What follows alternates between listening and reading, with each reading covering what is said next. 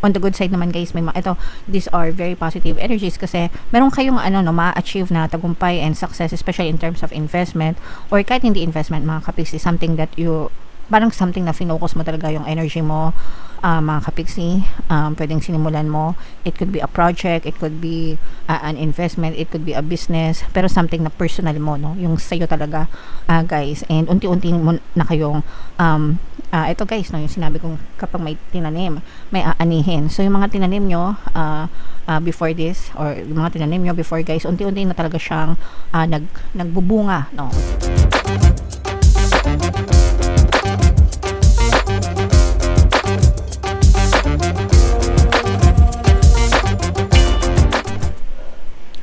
Hello guys, hello Leo, welcome back to Pinoy Pixie Tarot. Ang pamagat ng episode natin for tonight is first half kapalaran para ngayong September 1 to 15 guys, para sa Leo, Sun, Moon, Rising Sign, and Venus.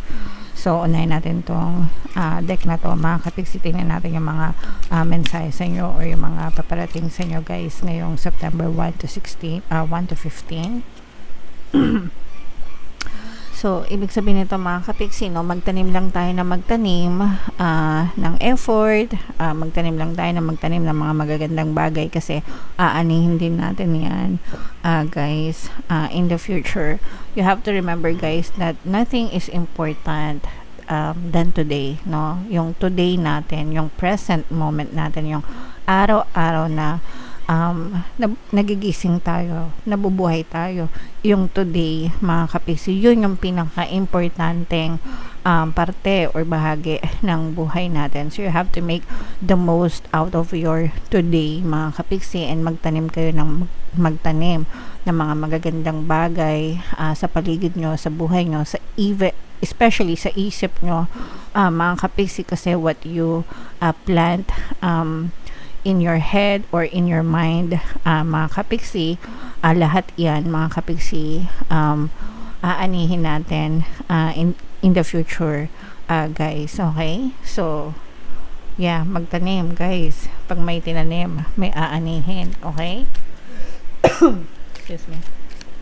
Another message for you Leo. Wow naman, grabe, pang forever ito.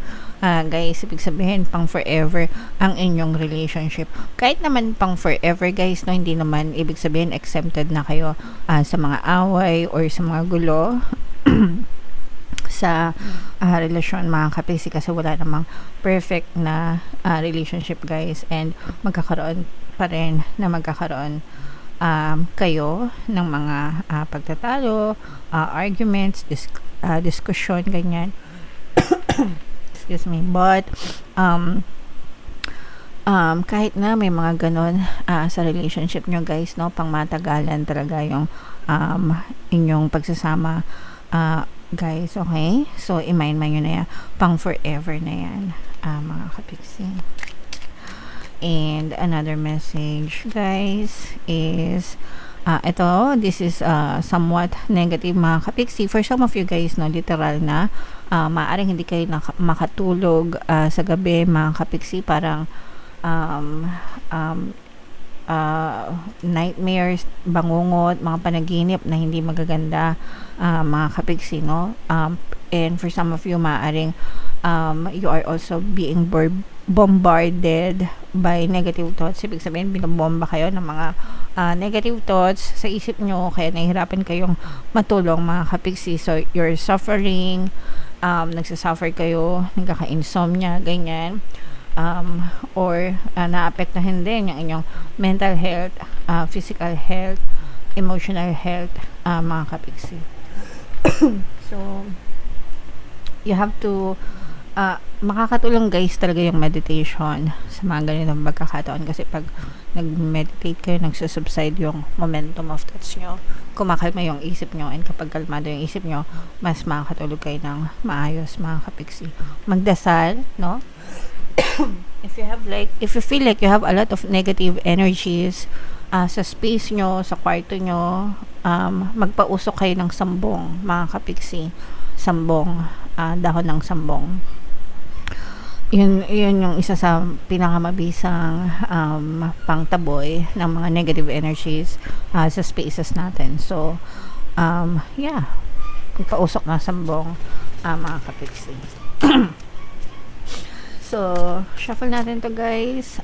Tingnan natin, hanapin natin yung energy ng Leo. Habang sinashuffle ko to, panoorin nyo muna yung video natin regarding sa ating paano mag-manifest ng abundance video course. Kapiksi, sawa ka na ba sa mga struggles at hirap sa buhay mo? Masipag ka ba at masikap sa buhay ngunit hindi ka pa rin umaasenso? Ilang beses ka na bang nag-attempt mag-negosyo at mag-invest pero palagi ka pa rin nalulugi? Sa pagkakataon na ito ay maaaring may subconscious beliefs ka na nagiging balakid sa iyong pag-unlad at pagyaman. Introducing, paano mag-manifest ng abundance video course. Dito ay matututunan mong ma-overcome ang mga balakid mo para tuluyan ka ng umunlad, umasenso, sumagana, maging matagumpay, successful at maswerte sa iyong kabuhayan, pera, trabaho, negosyo sa lapi at kaperahan ng bonggang-bongga. Dali, mag-send na ng email sa pinoypixie@gmail.com at simulan na ang iyong pagyaman ngayon. Alright, so sa lahat ng gusto mag-avail ng course guys, na-flash sa screen nyo. Una, meron tayong paano mag-manifest ng abundance video course. Meron din tayong paano mawala ang third party at magkaroon ng harmonious na relationship. And meron din tayong paano pabalikin si ex, revise breakup. Sa mga interesado guys, mag-send lang kayo ng email sa pinoypixie@gmail.com. So, Leo guys, kayo ay represent ng King of Wands sa ating spread. Datag natin yung spread nyo, mga kapiksi. And sa mga naghahanap guys sa mga pampaswerte na lucky charms or lucky bracelet, may mga items na makikita kayo guys sa description box. Lalagay din natin sa comment section. Mga kapiksi, ito yung mga sample items. Ito yung aventurine, ito naman yung citrine guys. Check out nyo na guys. Okay, so this is both negative and positive mga kapiksi. Unahin natin yung negative energy for you guys. For some of you, maaari kayo nagkakaroon ng trust issue with another person mga kapiksi. Ito guys, parang paulit-ulit ito, no? This keeps on repeating. Ito, maaaring ito yung dahilan ng ito nyo, nightmare nyo. Mga kapiksi, kasi may tendency na nag-overthink kayo mga kapiksi. Ibig sabihin palagi nyong iniisip, and kapag nag-overthink kayo guys, nahihirapan talaga kayong matulog. And itong overthinking na to, ito ay dahil sa mga conflict nyo or conflict or trust issue with another person in your life. Not necessarily specific person na jowa mga kapiksi. No? This can be anybody within your quantum bubble. Pwedeng boss mo, kung may conflict ka sa boss mo, pwedeng kapamilya mo, kapatid mo, magulang mo, or mga kaibigan mo, ganyan. Pero again, no, this is somebody na parang hindi mo makasundo, no? Hindi mo makasundo, and parang like I said, trust issues. So medyo nawawalan ka ng tiwala or wala kang tiwala dito sa person na to. Parang palagi siyang gagawa ng hindi maganda. Ganun yung iniisip mo about this person mga kapiksi. So again guys, it's a matter of perception mga kapiksi, kasi this is most definitely because of your overthinking guys, okay? So, chill lang, relax lang guys. Mayroon tayong Tagalog guided meditation, pampawala ng stress and anxiety. I'm sensing na super stress ka dito sa person na to. So, pwede mong pakinggan yun. Guys, i-combo mo na rin yung Ho'oponopono subliminal at saka yung self-love subliminal. On the good side naman guys, these are very positive energies, kasi meron kayong ma-achieve na tagumpay and success, especially in terms of investment or kahit hindi investment mga kapiksi, something that parang something na finocus mo talaga yung energy mo mga kapiksi. Pwedeng sinimulan mo. It could be a project, it could be an investment, it could be a business, pero something na personal mo, no? Yung sa'yo talaga guys. And unti-unti mo na kayong ito guys, no, yung sinabi kong kapag may tinanim, may aanihin. So yung mga tinanim nyo before this, or yung mga tinanim nyo before guys, unti-unti na talaga siyang nagbubunga, no? Unti-unti na siya nagbubunga, unti-unti na kayo nakita ng movement, ng mga paggalaw, and you are emotionally satisfied, no? As in talagang punong-puno ng kaligayahan yung puso nyo. Yung iba sa nyo guys, literal, no? Like, let's say for example, may maliit na hardin kayo sa bahay nyo, nagtatanim kayo, and literal na talagang naaano nyo yung mga tinatanim nyo, napapang-ulam nyo, ganyan. So, if may mga spaces kayo sa bahay. Sa probinsya, uso to kasi malalaki yung lupa doon. Pag dito sa pag medyo syudad, 'di ba, medyo maliliit yung mga sukat ng lupa, kaya walang masyadong hardin.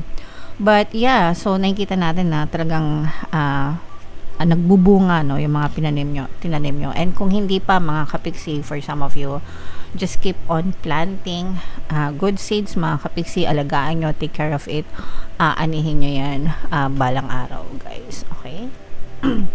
So, what else, mga kapiksi? Tingnan pa natin, guys. No, for some of you, guys, medyo nagkakaroon kayo ng, kung meron kayong mga anak, mga kapiksi na medyo bata pa, matigas ulo, yon, medyo nagkakaroon kayo ng konting problema sa pagdidisiplina ng mga anak nyo, mga kapiksi. So, nababasa ko din yan, guys, ba't daw hindi ako gumagawa ng subliminal para maging mabait yung mga anak, mga kapiksi, no, bilang magulang. Responsibilidad nyo na disiplinahin ang inyong mga anak, no? So, wag nyo yan iasa sa subliminal.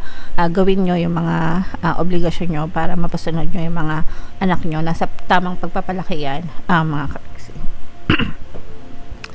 And for some of you, guys, maaari may mga bagong opportunity. Ito, guys, mga bagong opportunity ito, mga kapiksi, na para mga bagong kontrata, mga bagong proyekto, mga bagong kliyente, mga agreement, ganyan, magkakatuluyan yung mga pirmahan nyo, guys, lalo na kung meron talaga kayong mga nililigawan, mga kapiksi, mapapa-oo nyo yan, guys, no? So, sa mga nag-undergo ng negotiation, guys, no, just tell yourself everything is going in my favor, no?